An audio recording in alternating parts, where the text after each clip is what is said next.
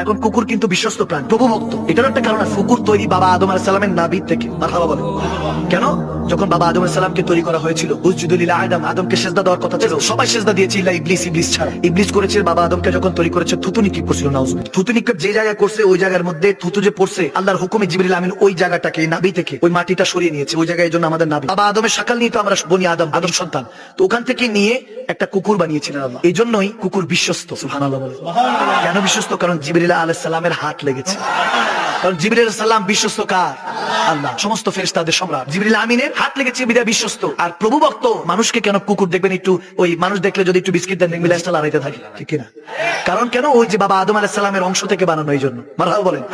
নাপাক কেন? শুকনা থাকলে নাপাক না, ভিজা থাকলে নাপাক। গায়ে যদি লাগে, আপনাকে 7 বার বিসমিল্লাহির রহমানির রহিম বলে ওই জায়গার একটা অংশ ধুয়ে ফেলতে হবে, কাপড়ের একটা অংশ ধুয়ে ফেলতে হবে, নাপাক অবস্থায় যদি থাকে। এখন এই নাপাকি এই জন্য এসেছে কারণ শয়তান থুতু দিয়েছে। নাউজুবিল্লাহ বলেন। এই জন্য